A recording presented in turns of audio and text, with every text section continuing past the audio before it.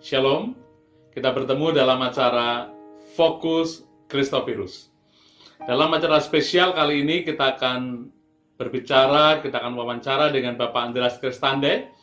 Beliau selaku pendiri dan pembina Yayasan Christophilus yang beberapa waktu lalu mengalami dalam tanda petik musibah dalam keluarganya, di mana dua cucunya meninggal, ya, dipanggil Tuhan ketika sedang berenang di Pulau Bali. Ya, tidak lama kita akan berbicara dengan Pak Andreas, meskipun secara virtual. Saya harapkan kita bisa mendapat berkat dari wawancara ini. Shalom Pak Andreas. Belum lama ini Pak Andreas mengalami duka yang mendalam karena kehilangan dua cucu sekaligus waktu berenang di Bali. Nah, hal ini tentunya tidak mudah untuk dilewati, baik Pak Andreas maupun keluarga besar. Dalam acara Fokus Christophilus ini, kami rindu Bapak Andreas bisa menceritakan dan membagikan sesuatu yang tentunya berguna untuk keluarga besar Christophilus dan para pemirsa pada umumnya, supaya lewat peristiwa itu kami juga dikuatkan. Nah, bisakah Bapak menceritakan tentang peristiwa yang menimpa Giona dan Joel? Berita ini sungguh mengejutkan dan sekaligus menyedihkan. Namun beritanya masih simpang siur, karena pada waktu itu Christopher maupun Aryani belum menghubungi kami langsung. Berita yang saya dengar adalah dari medsos, dari koran, dan dari teman-teman yang bertanya, apakah berita ini benar, Pak? Saya berharap memang tidak benar, karena wartawan menulis nama pun salah. Christande yang biasanya CH, di koran disebut K, Christande. Bahkan ada yang menyebutnya salah, Christanve. Sehingga saya berharap mungkin tidak benar. Tetapi orang terus berdatangan menelpon, tanya apa berita ini benar. Sampai saya bertemu Chris, barulah kami dapat kejelasannya bahwa berita ini adalah benar. Berita ini bukan seperti yang disiarkan karena kecelakaan jet ski, bukan.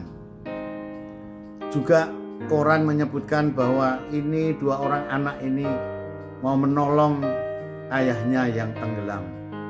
Juga tidak benar. Yang benar menurut Christopher adalah bahwa mereka ini mengajak berenang bertiga di pantai. Chris sebenarnya sudah berenang, tapi diajak lagi untuk terjun ke pantai. Dan pantainya itu landai. Katanya tidak lebih dari 30 cm lah di bawah lutut. Tetapi tiba-tiba ada gelombang yang tinggi melebihi kepala dan seperti mengeruk pantai itu. Pasir di bawah kakinya melorot dan gelombang itu melebihi kepala dan arusnya kuat sekali sehingga Chris tidak mampu untuk menyelamatkan dua anaknya itu. Dipegang, terlepas, dipegang dan terlepas lagi. Christopher segera berpikir cepat, daripada saya kehilangan waktu, lebih baik saya ke pantai dan mencari jet ski. Itulah yang dilakukan Christopher, ditolong dengan jet ski sehingga dapat cepat menemukan dua orang anaknya. Jadi jet ski justru berguna untuk bisa menemukan dua orang anak ini cepat. Itulah berita yang sebenarnya.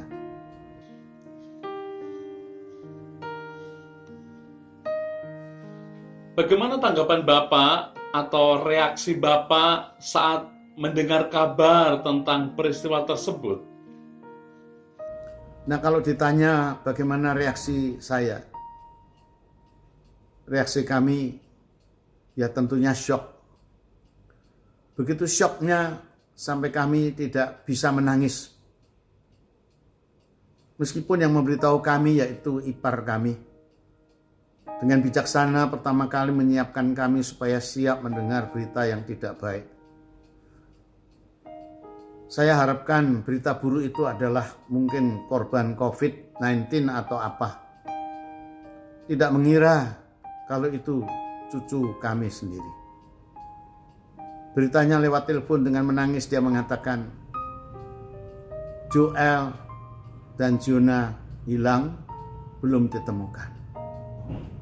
Langsung saya cari istri saya tarik untuk bertelut, ayo kita berdoa.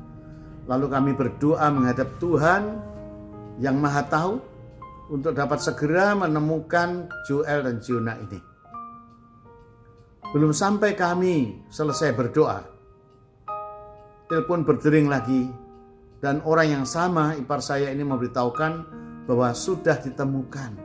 Oh, betapa senangnya saya. Tuhan begitu cepat mengabulkan doa kami. Tetapi sudah tidak bernyawa katanya.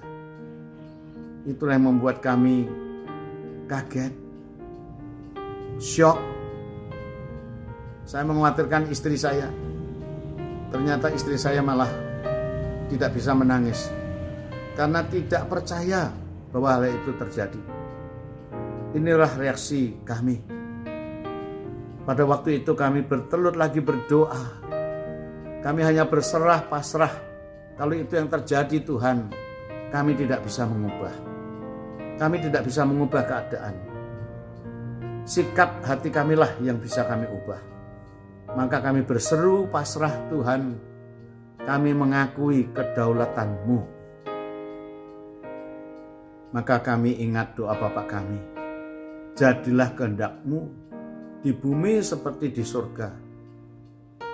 Dan doa Bapa kami ini ditutup dengan kepujian, hormat, kemuliaan bagi Tuhan selama-lamanya. Ini menunjukkan kedaulatan Tuhan. Pengalaman ini tentunya merupakan peristiwa yang sangat berat untuk Bapak dan keluarga. Sempatkah Bapak bergumul? Sempatkah Bapak dan keluarga besar timbul pertanyaan?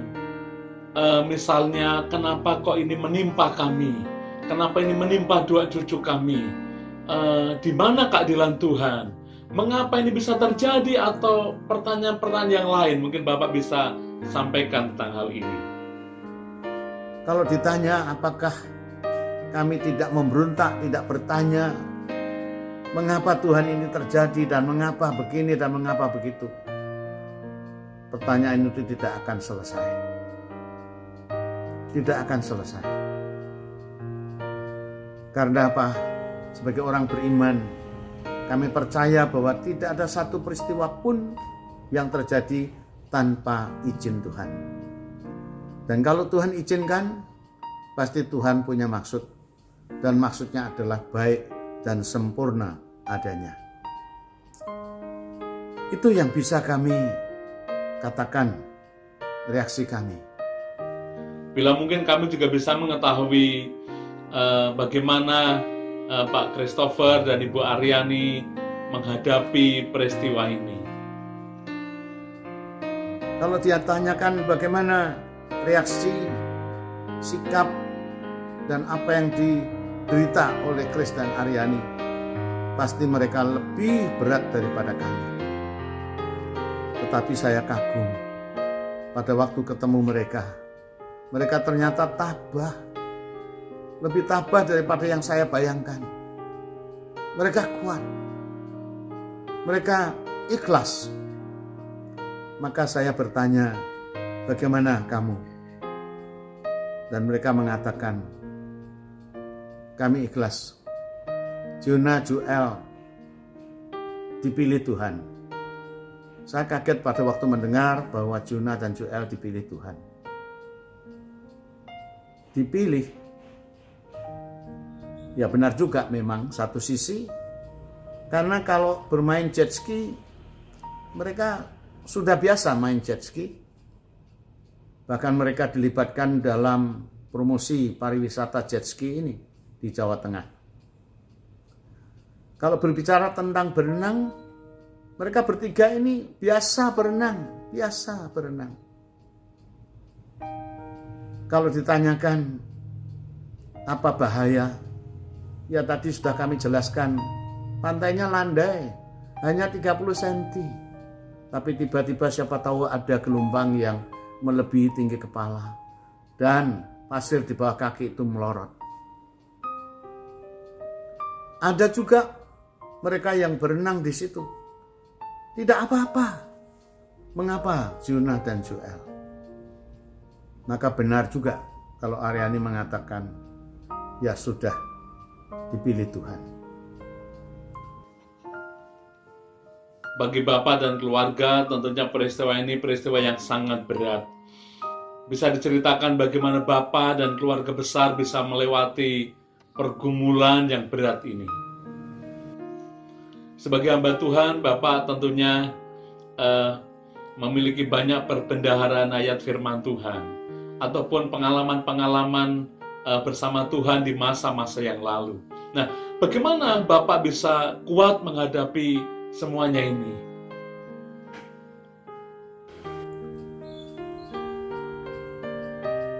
Itulah kesaksian yang luar biasa daripada Chris dan Aryani. Dan hal itu mengingatkan saya akan sebuah lagu yang digubah oleh Stafford. It is well with my soul. Nyamanlah, nyamanlah jiwaku. Lagu himnal ini terkenal sepanjang abad, sampai sekarang masih dinyanyikan. Itulah lagu yang juga kami berikan kepada Christopher. Stafford juga mengalami hal yang sama. Tetapi dia tidak menyangkali dan memberontak kepada Tuhannya. Karena dia mempunyai satu keyakinan bahwa jiwa yang diselamatkan jauh lebih nikmat, jauh lebih penting. It is well with my soul. Nyamanlah, nyamanlah jiwaku. Kita semua tentunya pernah mengalami peristiwa yang serupa, ataupun pastinya nanti mengalami peristiwa yang serupa. Apakah pesan Bapak untuk keluarga besar Yayasan Christophirus? Ataupun juga siapa saja yang mengikuti program Fokus Christophirus kali ini, supaya kami bisa mendapatkan sesuatu yang berharga dari wawancara kita ini? Akhirnya pesan apa yang bisa saya sampaikan? Ya, Bapak, Ibu, dan saudara sekalian, maut datang tanpa kulon-wun.